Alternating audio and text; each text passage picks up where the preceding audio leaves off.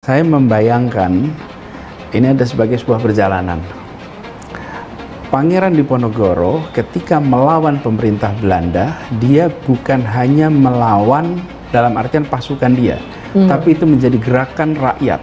Belum pernah ada, kalau istilah Belanda itu perang Jawa, yang buat Belanda itu bangkrut. Yang bisa membuat bangkrut itu perangnya Pangeran Diponegoro. Durasinya sampai selesai itu 5 tahun, tapi bangkrutnya pemerintah Belanda itu luar biasa. Apa yang membuat itu hebat? Karena Diponegoro memancing seluruh rakyatnya untuk ikut bergerak bersama. Dan perjuangan gerilyanya nggak pernah dihadapi oleh Belanda sebelumnya. Efek dari perjuangan Pangeran Diponegoro ini, kemudian Belanda bangkrut. Setelah Belanda bangkrut, dia melakukan kebijakan tanam paksa yang menimbulkan penderitaan yang luar biasa. Tanam paksa ini kemudian berakibat kepada munculnya politik etis. Ketika parlemen Belanda dan orang-orang Belanda melihat perlakuan kolonial Belanda di Nusantara ini berlebihan, muncul politik etis. Akibat dan politik etis itu dengan mereka membuat sekolah, kesehatan, pendidikan kepada rakyat koloninya. Dan pendidikan kesehatan itu memberikan kesempatan kepada anak-anak Indonesia untuk bisa sekolah, untuk terdidik. Dan generasi pertama sekolah terdidik yang kemudian memperjuangkan kemerdekaan Indonesia lewat jalur politik. Tapi bagi kami melihat bahwa survei yang terpenting itu pada tanggal 14 Februari 2024. Itulah survei yang terpenting. Yang lain-lain itu suara rakyat langsung gitu ya? Iya, itu sensus sebetulnya. Cuman kalau dalam politik namanya pemilihan umum. Karena semua orang dimintai pendapatnya.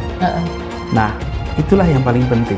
Menuju ke sana ada dinamika, ada masalah. Jadi tetap yakin bahwa meskipun surveinya paling rendah dibandingkan dengan dua nama itu, Kak Anies dan koalisi tetap confident. Gini, ini adalah soal kepercayaan yang sudah diamanatkan. Saya diberikan kepercayaan dari Partai Nasdem, Partai PKS, Partai Demokrat. Kepercayaan itu saya bawa dengan cara berjuang terus. Untuk apa? Menawarkan gagasan, menawarkan rekam jejak, menawarkan karya kepada publik. Dan menyampaikan bahwa kami ini bawa misi loh, bukan cuma target untuk berada di pemerintahan, bawa misi loh, ini misinya ini nih. Dan saat yang sama populasi pemilih Jakarta 5 kali lipat lebih terdidik ketimbang populasi nasional. Kemudian dari sisi ekonomi, warga Jakarta 7 kali lipat lebih sejahtera ketimbang nasional. Maka pilihan warga Jakarta punya nilai simbolik yang penting buat siapapun capres. Jadi dari sisi itu menurut saya penting untuk melihat preferensi warga Jakarta. Karena kalau kita lihat berdasarkan survei nasional, itu tidak cukup sampel di Jakarta untuk kita zoom in. Kan hanya 4,2%-an ya dari total populasi nasional. Jadi karenanya perlu untuk mengecek lebih khusus preferensi warga Jakarta, meskipun dari sisi populasi pemilih tentu kalah dibanding Jawa Timur, Jawa Barat maupun Jawa Tengah. Beliau adalah mantan orang nomor 1 di Jakarta. Dan ketika meletakkan jabatan sebagai gubernur, approval rating Anies Baswedan sebagai gubernur saat itu di kisaran 77%. Itu data kami ya, ada beberapa lembaga, bukan hanya indikator, yang melakukan survei kepuasan publik di ujung masa jabatan Mas Anies. Misalnya Lembaga Survei Indonesia. Anies Baswedan, survei nomor 3, kenapa dijegal-jegal? Dikutip dari merdeka.com. Nama Anies Baswedan kerap berada di urutan ketiga di berbagai survei nasional. Elektabilitas Anies masih di bawah Ganjar Pranowo maupun Prabowo Subianto. Menanggapi hal ini, Anies meminta agar para pendukungnya tak perlu khawatir dengan hasil survei-survei yang ada saat ini. Anies menyebut jika hasil survei sebaiknya dijadikan sebagai referensi, bukan justru menjadi demotivasi. Survei-survei itu cukup kita jadikan referensi, jangan sampai menjadi demotivasi. Jangan justru membuat kita khawatir, kata Anies saat menghadiri milad ke-21 PKS di kota Yogyakarta Kamis 18 Mei. Anies membeberkan dirinya pernah mengalami peristiwa serupa saat berkontestasi di Pilgub DKI Jakarta pada 2017 lalu. Anies yang kala itu berpasangan dengan Sandiaga Uno selalu berada di posisi bawah dalam survei. Meski demikian, akhirnya justru Anies Sandiaga yang memenangkan Pilgub DKI Jakarta. Saat Pilkada Jakarta tidak ada satupun survei yang memenangkan kami. Sampai saat itu saya bilang, ini sebenarnya hasil aspirasi masyarakat atau aspirasi penyelenggara survei, tutur Anies. Bakal calon presiden yang diusung oleh Nasdem, PKS, dan Demokrat justru mempertanyakan hasil survei yang ada saat ini.